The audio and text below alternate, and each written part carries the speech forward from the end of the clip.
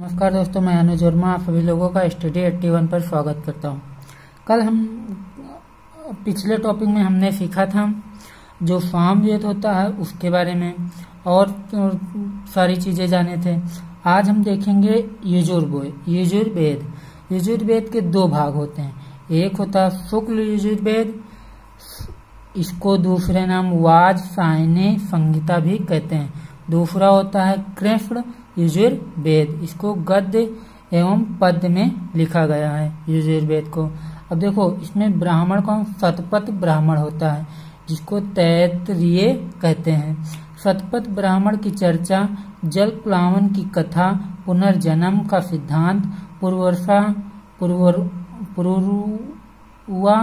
उर्वशी संवाद, अश्विन चमवन संवाद भी इसी में उल्लेख किया गया है। और शतपथ का आर्यक है शतपथ, और इसका आर्यक यजुर्वेद का है शतपथ तैत्तिरीय, जिसको बृहदारण्यक सबसे बड़ा उपनिषद माना जाता है। तैत्तिरीय, बृहदारण्यक, कठ श्वेताश्वर। तैत्तिरीय अधिक अन्य उपजाऊ में उल्लेख किया गया। कंठ में नाचिकेता एवं संवाद मिलता है। जो कठ तैत्तिरीय होता है उसमें अधिक अन्य उपजाऊ की उल्लेख किया गया, और जो कठ है तो उसमें नाचिकेता एवं संवाद मिलता है। बल शब्द की पहली चर्चा इसी में की गई है। याज्ञवल्क्य जो गार्मी को अपर्षित है, और श्वेताश्वर जो भक्ति से संबंधित हैं, इसकी चर्चा भी किसमें की गई है? यजुर्वेद में कही गई। फिर आता हमारा तीसरा अथर्ववेद। अथर्ववेद देखो, इसको ब्रह्मवेद भी कहते हैं। जो अथर्ववेद है इसको ब्रह्मवेद भी कहते हैं। अनार्यों ने इसे ब्रह्मवेद माना। इसमें क्या दिया गया? जादू टोना दिया गया है, और इसके ब्राह्मण को गोपथ ब्राह्मण कहते हैं। और इसमें आर्यक एक भी नहीं है, और इसी में मुंडोक उपनिषद, जिसमें से सत्यमेव जयते उल्लिखित है। और सत्यमेव जयते किसमें उल्लिखित है? मुंडोक उपनिषद में उल्लिखित है। और देखो, यज्ञ में आने वाली बाधाओं का निराकरण भी इसी में दिया गया। औषधि वर्णन का दिया गया। मगध अंग अयोध्या सभा एवं समेत प्रजापति की दो पुत्रियों का उल्लेख भी किसमें किया गया है? अथर्ववेद में किया गया है। फिर देखो, मंडूक के सबसे छोटा उपनिषद है और सबसे पुराना उपनिषद छंदोग उपनिषद है। फिर अब देखो, अब हम देखेंगे जो ऋग्वेद है उसके बारे में। ऋग्वेद में बहुत सारी चीजें बताई गई हैं। अब देखो, जैसे वेद होते हैं, 4 वेद हैं, लेकिन इसमें हम सबसे पहले ऋग्वेद के बारे में चर्चा करेंगे। इसके ब्राह्मण के बारे में चर्चा करेंगे, आर्यक के बारे में चर्चा करेंगे, जो उपनिषद हैं उसके बारे में भी हम इसमें चर्चा करेंगे। अब देखो, जो ऋग्वेद है इसकी भाषा इसकी कौन सी है? तो इसकी भाषा है संस्कृत, और लिपि कौन सी है? ब्राह्मी लिपि है। और इसमें देवताओं की भक्ति, स्तुति, श्लोक मंत्र दिए गए हैं ऋग्वेद में।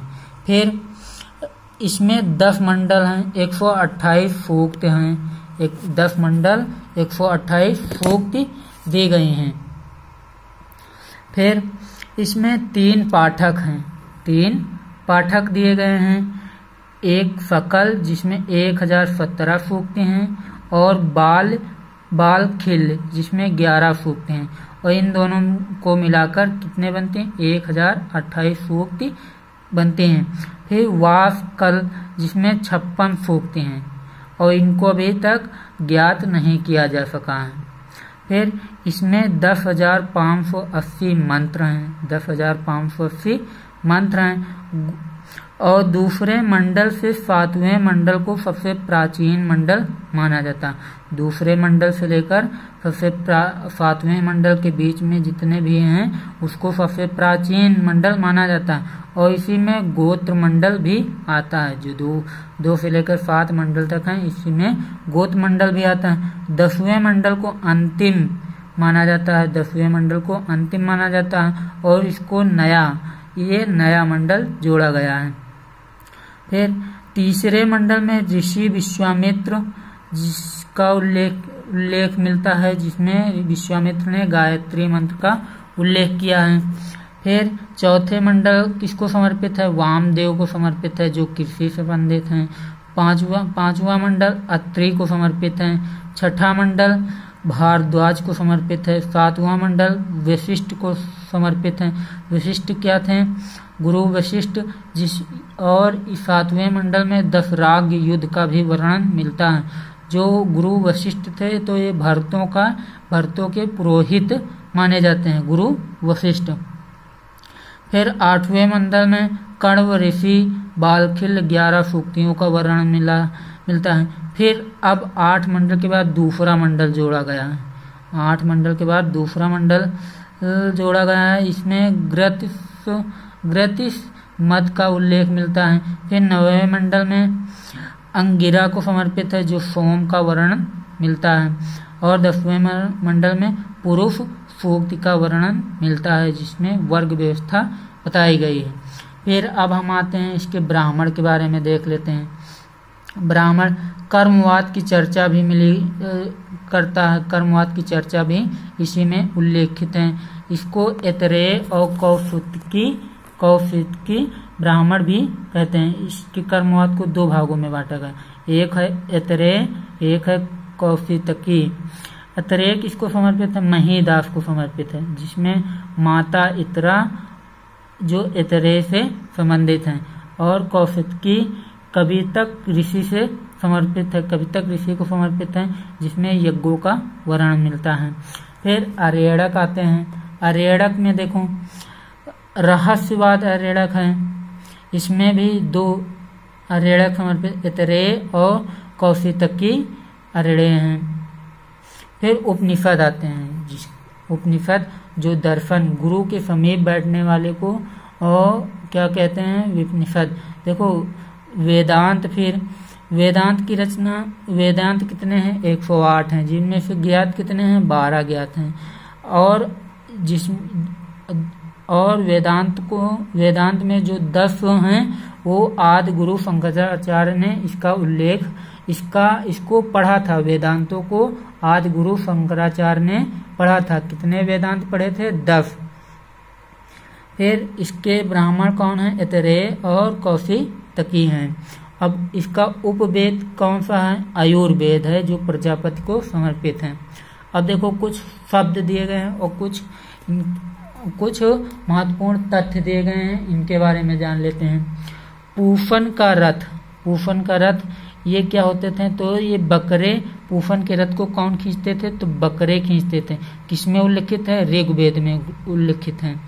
अवेस्ता ये कहाँ पड़ता है? ईरान में पड़ता है। किसमें उल्लिखित है? ऋग्वेद में उल्लिखित है।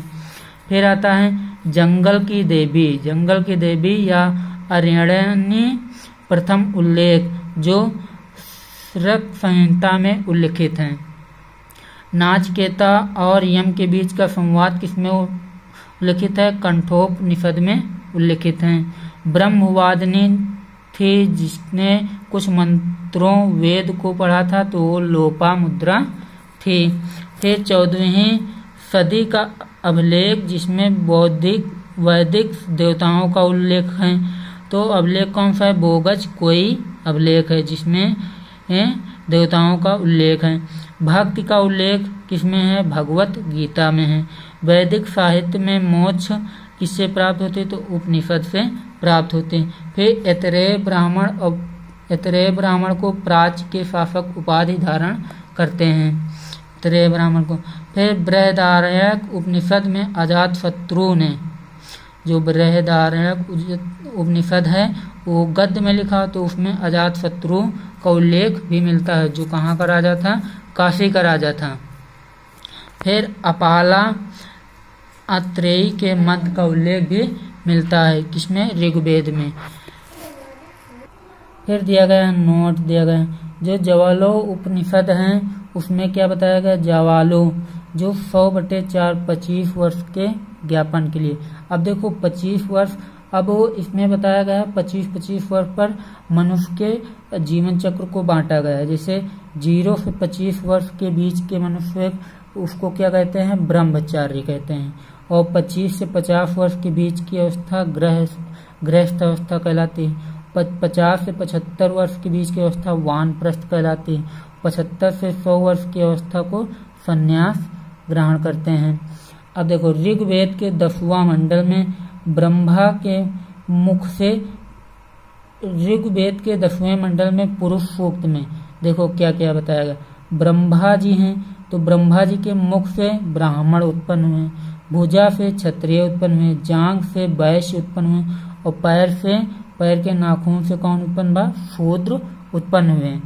ब्रह्मा के 4 जातियों में, ब्रह्मा के 4 अंगों से 4 जातियां उत्पन्न हुई हैं, मानी जाती हैं कि मुख से ब्राह्मण और भुजा से क्षत्रिय, जांघ से वैश्य, पैर के नाखून से शूद्र उत्पन्न हुए हैं। पहले जातियां कर्म आधारित थी। जो पहले की जातियां थी वो किस पर आधारित थी, तो वो कर्म पर आधारित थी। जैसे एक वेद का ज्ञान रखने वाला वेदी कहलाता था, 2 वेद का ज्ञान रखने वाला द्विवेदी कहलाता था, 3 वेद का ज्ञान रखने वाला त्रिवेदी कहलाता था और 4 वेद का ज्ञान रखने वाला चतुर्वेदी कहलाता था। फिर आगे देखो, फिर आता है हमारा वैदिक जीवन। वैदिक जीवन पूर्व वैदिक राजनीति, जिसको ग्रामीण अर्थव्यवस्था भी कहते हैं। जो पूर्व वैदिक राजनीति है इसको ग्रामीण अर्थव्यवस्था भी कहते हैं। अब देखो इसमें कबीला होता था। देखो सबसे बड़ा हमारा कबीला था, सबसे छोटा ग्रह था, ग्रह से कुल से ग्राम से विश्व से जन या कबीला बनता था। तो ग्रह में क्या होते थे, कुलपति होते थे, कुलय होते थे, जो परिवार का मुखिया होता था। इसको पितृ सत्तात्मक कहते थे। जो ग्रह में कौन रहता था, कुलपति या कुलय, इसको क्या कहते थे, परिवार का मुखिया। फिर कुल से ग्राम बना, तो ग्राम में ग्रामवासी इसको कहते थे। ग्राम से विश्व बने, विश्व से विश्वपति होते थे। विश्व से जन बना, जन में राजा होता था, राजन होते थे। और कबीला या कबीला में गोपा होते थे। गोपा को जन से भी कहते थे या जंस राजा को भी कहते थे, जिसमें राजा का राज्याभिषेक होता था। इसमें राजा के अधीन कौन कौन रहता था, ग्रामीण, कुलपति, विश्वपति, कर्मकार आदि इस तरह के राजा के अधीन थे। और इन सारी चीजों को मिलाकर क्या बनते थे, रत्निन बनते थे। रत्निन प्रमुख अधिकारियों का समूह जो होता था वो हमारा कौन होता था, राज्याभिषेक, जो राजा होता था वो होता था रत्निन। फिर देखो राजा होता था, राजा जो होते थे वो वंशानुगत होते थे। फिर राजा का पद सीमित संदर्भों में वंशानुगत था। जो राजा का पद था वो सीमित शब्दों में क्या था, संदर्भों में वंशानुगत था।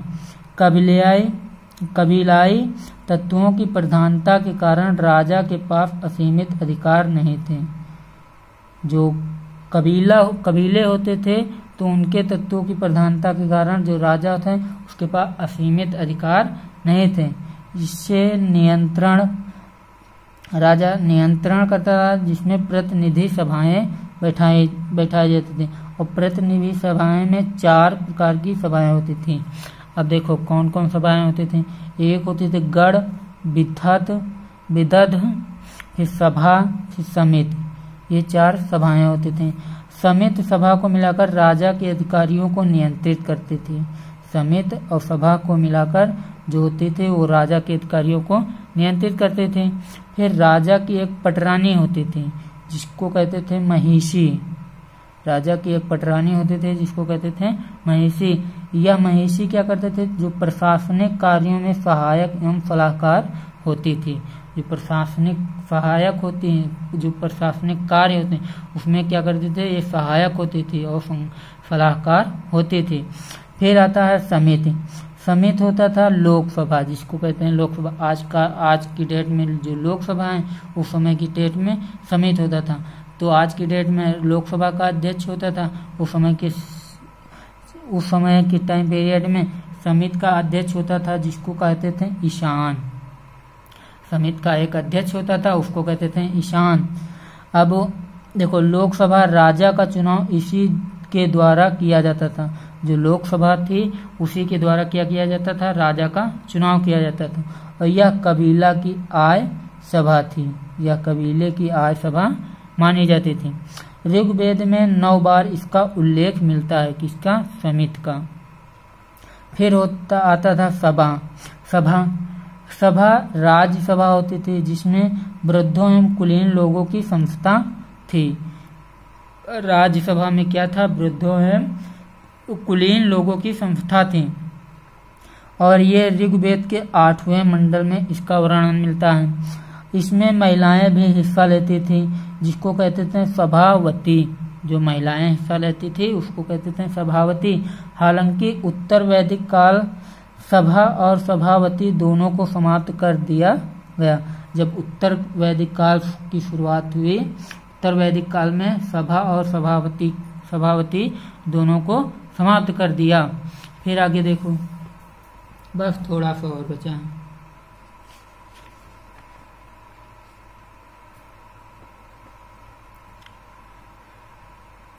फिर आता है विधत थे, सामाजिक, धार्मिक एवं सैन्य के ये रखवाले थे। जो विधत होते थे वो सामाजिक, धार्मिक और सैन्य के अधिकारी होते थे। ये किसमें किया गया, ऋग्वेद के 122वें सूक्त में इसका वर्णन मिलता है। उपज संबंधी विवरण भी ये ही देखते थे। सैन्य लूट का बंटवारा भी यही देखते थे। इसमें महिला और पुरुष दोनों भाग लेते थे। फिर आता है गढ़। यह कुलीन लोगों की संस्था थी, जिसको कहते हैं कुलपत। यह कुलीन लोगों की संस्था थी, इसी को कहते हैं कुलपत। प्रमुख अधिकारी जो पुरोहित थे, जो पुरोहित थे ये सर्वश्रेष्ठ माने जाते थे। जो सेनानी थे ये पुरोहित के बाद दूसरे नंबर पर थे। जो सेनानी थे पुरोहित के बाद दूसरे नंबर पर थे।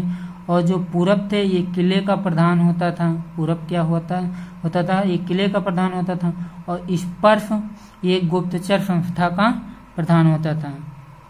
फिर सैन्य व्यवस्था क्या थी, सैन्य व्यवस्था देखो, सैन्य व्यवस्था ऋग्वैदिक काल में स्थायी सेना नहीं थी। जो ऋग्वैदिक काल में स्थायी सेना नहीं थी। युद्ध के समय ही सेना का गठन होता था। इसमें पैदल, घोड़े, रथ भी शामिल थे। और जिस युद्ध के समय में ही इस सेना का गठन होता था। इसमें पैदल कुछ आदमी थे, घोड़े पर कुछ सवार थे, कुछ रथ पर सवार थे। फिर कर व्यवस्था क्या थी, अब देखो कर व्यवस्था में उस ऋग्वैदिक काल में कर व्यवस्था को क्या कहते थे, ये बलि कहते थे। कर को क्या कहते थे, बलि कहते थे। अब देखो बलि यह प्रजा द्वारा